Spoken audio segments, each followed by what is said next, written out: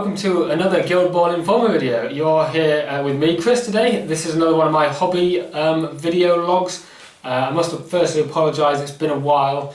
It was early January, I think, the last one that came out, but we've had a busy period over Christmas, as most people have. So this is number 5, I believe.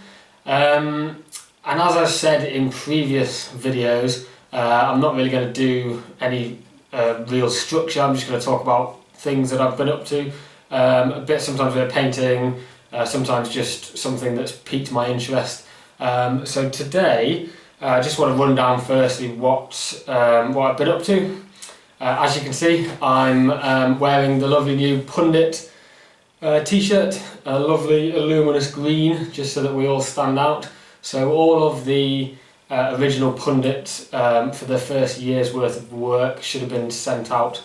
These lovely Pundit t-shirts, a few same coloured tokens, measuring widgets, a kick scatter and things like that, and also a choice of either Esther's or Corsair, the new Season 2 captains for the Brewers and the Fishermen. I myself went for Corsair, as you can see here, and I've actually painted them up now. You probably can't see very well.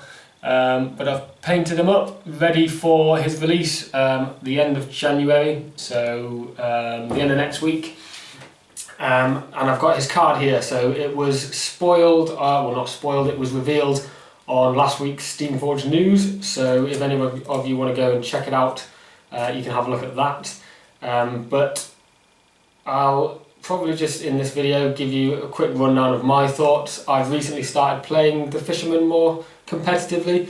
As you'll have all known, Union are kind of my main team, but I've left them alone probably until Rage Season 2 Captain Rage is available, and I've been playing Fishermen.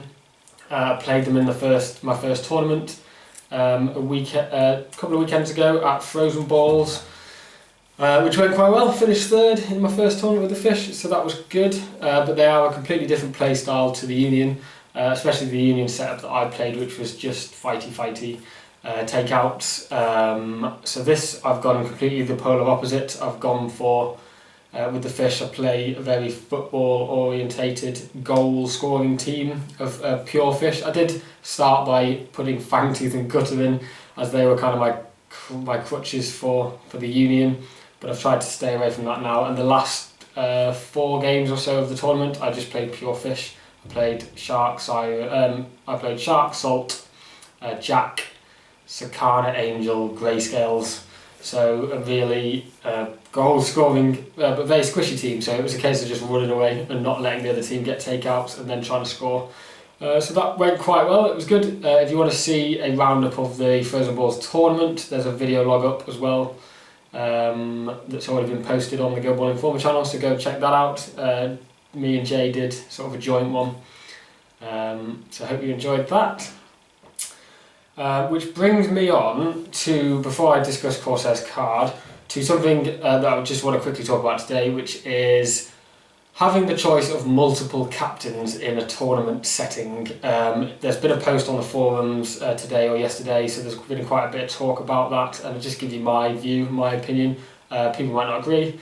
Please comment if you don't, or comment if you do. Let me know what you think. I know both sides of the coin are valid. There's a lot of people that say they prefer just having the option of the one captain, and that it's not, somebody coined the phrase, sort of chicken teams or something, I guess, where you pick in teams. And I think for me, I really love the idea of being able to have 2 captains in a lineup, in maybe an 8 or a 10 man squad, and turning up at a table opposite my opponent and saying, right, I'm going to be playing Union today, and then they can see my models and they can see that I've got perhaps Season 2 Rage and Blackheart. For Union it's probably not too much of an issue, because you're probably going to get the same sort of play style with both of those two, I assume. I'm assuming that Captain Rage will be in a similar guise to normal Rage, where he's all about fighting and damage. I don't think he'll drastically change into a support captain just because he's captain, but I never know. It could be. But for other things, like now we've got Esther's and and Tapper for Brewers. They're both very different. Esther's a big support captain, and Tapper is in your face, smashing things up. So I think that would be quite interesting to be facing someone with those two options and me having to then decide what sort of team I'm going to take. What I think a lot of people are worried about, what it seems to be to me, is that it will then mean that because you don't know what you're playing, it means that you might come up with a really hard matchup because you've picked a team to face another captain or whatever.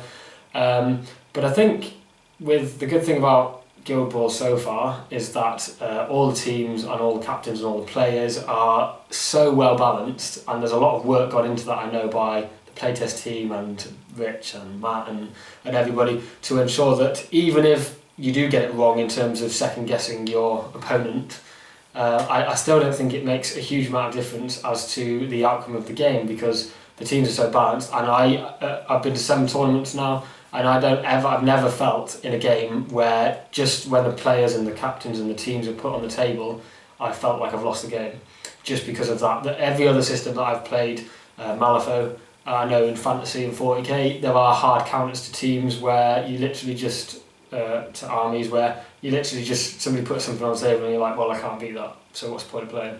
I've never felt like that. There's always been a chance, and a very balanced one at that. So I don't think having 2 captains will make a huge amount of difference in terms of who's the outcome of the game and who's going to win. I just love the idea of adding another level of complexity and more options to team selection, and also to sort of second guess and play mind games with your opponent a little bit, because especially now up in the north, don't know what it's like down in the south in the UK, but in the north we've now got sort of a regular set of tournament players. The 7 tournaments I've been to, we're starting to get regulars now, and the cool thing is that we all know what teams we play or that we're better at, and what would be really cool is, for example, I played Jamie Giblin a fair bit. He's started playing Brewers now, and I know that he really likes Tapper, but it would be cool turning up to a tournament, playing him, and him having both Tapper and Esther's, and me thinking, well, he normally plays Tapper, he's really good with Tapper, but he might just throw in Esther's just to completely undo my game plan. And I love that sort of idea of now with Corsair and with Shark. I've played with Shark predominantly, and now to be able to say to somebody that's opposite me, oh, I've got Corsair and Shark, you don't know who I'm going to pick, and it will, I guess, change the lineup that I pick depending on which captain I pick. I just really like that side of it, and especially going into, I know at the moment I think you can only have 1 captain because not all of them are out yet, but when they're all out there may be chances at tournaments. It's open to different things, but some tournaments might be a set captain, other tournaments might just be you have a guild, and I really like that idea. That's the one thing I really loved about Malifaux. I used to play Neverborn, and I used to have all the Neverborn masters, and I've loved turning up to a tournament and having my full Neverborn faction out on the table with me, and people not knowing whether I'd take Dreamer or Pandora or Lilith or whatever. So that's what I really liked about it. So yeah, that's kind of my views on it. Please let me know what yours are. Let's all be friendly. Let's not get any rage going on. Yeah, just let me know how you think it's going to go. And I think it just adds another interesting dynamic to Guild Ball, and it stops things getting a bit stagnant. So that's always a good thing for me. So now Corsair, let's have a look at his card, have a look at it on the internet now. But he does definitely bring something different to Shark. So he's much less mobile, as you can probably tell from the model. He has a wooden leg, and he's a bit of a larger, chunkier chap. Had a bit too much to eat at Christmas. But he does still feel to me like a fisherman, because he does still play around with balls style things. But he does also bring a slight more heavy lineup in terms of being able to soak up more damage, and may make a more fighty Fisherman team a bit more viable. I can imagine Corsair, Fangtooth, Gutter, Jack in a lineup actually being quite high up on the takeouts against certain teams. So we'll just, for those of you who haven't seen, move 4-6, so he's quite slow. Tack 6, standard for a captain. Kick 3-6, so again standard for a captain. Defence 3+, which is quite good for a big guy. Most of them are 2s, but again being a captain I'd imagine that'd be 3s anyway. Armour 1 and Influence 4-6, so he can have up to 6, generates 4 for the team. His playbook is where it gets interesting. He only has 5 columns on his playbook, so he's Tack 6, so he's like a brewer. He should have easy access to wraps, especially on the charge, when you're ganging up, especially. So that's quite interesting, and because I've not really played brewers, that's something I'm quite looking forward to trying out, to see if it really is as good as people say. He has a momentous tackle on 1, so again I think that's actually quite scarce in the Fisherman. I think Angel may be the only one that has a momentous tackle on 1 for the Fisherman, which is a surprise because they were the footballing team. I know a lot of other teams have momentous tackles on 1 and 2, especially Butchers, but that's great. Momentous tackle on 1, 1 damage. He has 2 damage on 2 and a momentous knockdown, so you can tackle or knock down, which is great. You can get a 1-inch dodge on 3 hits, 2 damage, a momentous 2 damage, and a 1-inch push on 3 hits, 3 damage on 4 hits, triggering his 1 Guild Ball character play momentously on 4, and then on 5 he has 2 damage, a 2-inch push that's non-momentous, or 3 damage momentous and a 1-inch push. So a few interesting things on here. A bit like Sakana, they're now, Fishermen are starting to get a little access to momentous damage. So Corsair has it, Sakana has it. He's also good at pushing stuff around, so would help with Jack trying to push people off the board. So that looks quite cool. I'm interested to see how Fishermen play with a few opponent players knocked down, because it's something that I don't tend to get off on the opponent very often with Fish. There aren't that many models that knock people down relatively easily. Kraken, that doesn't see the table very much, but Fangtooth can, but again he's not really a fish. Shark does occasionally, but there are usually better options, and especially because this one is momentous for Corsair. So that's good. I really like his playbook, I think that's pretty cool. So his character plays, he's got Rough Seas, so that costs 2 and it's a 6-inch range. Target enemy model loses the ball token, and the ball token is placed in possession of this model. How cool is that? It's basically a tackle from range. So Corsair, if he's within 6 of someone, spends 2 to roll and hits, he is able to get the ball. It negates close control, so that's pretty cool against engineers or anybody with close control. It also means you don't have to get near people, and added in with Siren's ability to make you pass the ball, I think it makes them really dangerous when the opponent has the ball. So I can imagine it'd be pretty cool after scoring a goal to then see whoever they pass it to. Corsair can run up and then get the ball straight away and pass it on again. So that's pretty cool. He also has a character play called Harpoon, which is 1 Guild Ball or 2 Influence, so he can trigger that from 4 hits on his playbook, which is momentous, so the same as Kraken. So with him and Kraken in the team, you can really start moving enemy models about. This is a 6-inch range, and you pull whoever you hit directly towards this model. So if you had Siren, Kraken, Corsair, Siren luring people in, Kraken and Corsair, Gutter with chain grab, you really can start moving people around and making them go into positions that they really don't want to be. So this is really cool. I like the idea of him harpooning somebody, like a bit like Kraken, harpoon somebody, pull them in, knock them down. I think that's pretty cool. And then his last character play is called Stand Firm, so it costs 1 influence, a 4-inch range. Target friendly model gains Sturdy, which is once per turn. This model may ignore the first knockdown condition, and you can only use it once per turn. So again, it's, to me, straight away shouts out anti-Brewers. So if you're playing against the Brewers, Corsair would be probably pretty cool. So you could put it on, give Angel the ball, give her Stand Firm, which means she ignores the first knockdown. It makes it really difficult for them easily to get the ball off her. They can try and tackle her, but she can counter and tackle that back. Usually the best thing that they want to do is run in and knock somebody down. and not for the first one. And then he has a 2-inch melee, 40mm base because he's a big lad. So another 2-inch melee mono in the fish, which is pretty cool because you'll be losing that by not having shark, so it's good that he has it. He has 18 hitboxes, so he's a big chunky lad. Now back onto his character traits, so 18 hitboxes, but he's also got tough hide, so you reduce any damage caused by 1, so he will be quite difficult to take down, I would imagine, especially with momentous knockdown on 2.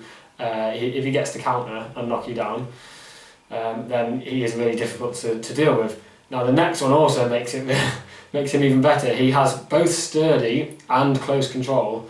So again, as we've said, sturdy, he ignores the first knockdown, which is brilliant because if somebody comes in to hit you and you counter attack, usually the first thing that they then do is just knock you down so that you can't counter attack. If he ignores the first knockdown, if they decide to do that, they won't be able to knock him down, so they'll have to do something else instead, which gives him the opportunity to counter attack and then knock them down and stop them doing what they want to do. Close control, so he ignores the first tackle. So if he has the ball with close control and sturdy and tough-eyed, he's going to be a really difficult player to take the ball off. So that sounds pretty cool. And then his legendary play, 1 leg stance, a 6-inch aura. While within this aura, friendly models gain +1/+2 kick and close control. So any friendly model within 6 for the rest of that turn gets +1/+2 kick. So that takes all of your normal people from 3-6 kicks to 4-8 kicks, which is superb. But the one that jumps out at me is Angel. With Super Shot, she can already go to 4-10. So with 1 leg stance up, it takes her to... she already goes to... is it 4-10? Yeah, so she'd go to 5-12. So she's got 5 dice and a 12-inch kick if she's in this aura. And if she bonus times, she could have 6 dice. So you get a 6 dice shot with Angel for 1 turn. If you do this legendary, Angel runs up, shoots and scores, she is then, for the rest of the turn, has the legendary and super shot up. So if she stood 12 inches from the goal, she is prime target for snapshotting. If you can manage to get the ball back and pass it back to Angel, she's snapshotting on 5 dice, which 2 4s, you're probably going to get it. And if she bonus times, that's 6 dice. That makes that 1 turn of goal scoring amazingly powerful. So I'm really looking forward to trying out Corsair and just seeing how it changes the play style. Obviously you're not going to be able to have those long solo runs with Shark where he seems to just run in, tackle the ball, tidal surge, shoot, score all by himself. But hopefully he will be able to, especially with the lineup I'm starting to play with Sakana, Grayscales and Angel, he will really enable those guys to become even better goal scoring machines. And I'd imagine against other footballing teams he'd be really good. I've mentioned him against Brewers, but against another fish team where he can keep hold of the ball with close control and get the ball back off them really easily, he will also be really, really good. So that's my first thoughts on Corsair. I'll in a future hobby blog or any match reports you may see me using him, and I'll talk about him and my views as my experience grows with him. So that's my thoughts on multiple captains, roll on season 2, can't wait for that, and on Corsair specifically. And finally, this is a couple of days after finding out that Vengeance has sold out 64 tickets in 3 days. So thank you guys for that. It's the first 64-man event, and it's been less than a year. So huge thank you to not just everybody that's bought a ticket, but everybody that's helped promote it and badgering their mates to buy tickets, all the podcast guys, you know who you are, all the guys on Facebook, on social media, on the forums, everything. You've all been fantastic, and I know Jay, Jamie and myself are over the moon and ecstatic with the support, so thank you very much for that. So that's it for today's post, for today's log. I hope you've enjoyed it, and please comment and let me know if you've got any views on anything we've discussed, and hopefully in the next hobby blog I will be doing a little bit of painting. I'll be maybe finishing off my Brewers because I've done the airbrush on them, which you'll have seen, so I'm going to get the brush out and start painting some of their clothes and maybe attempting some tartan. Fingers crossed, but we'll see. So that's it for today. Please comment, share, like and subscribe, and happy gilballing. Cheers guys.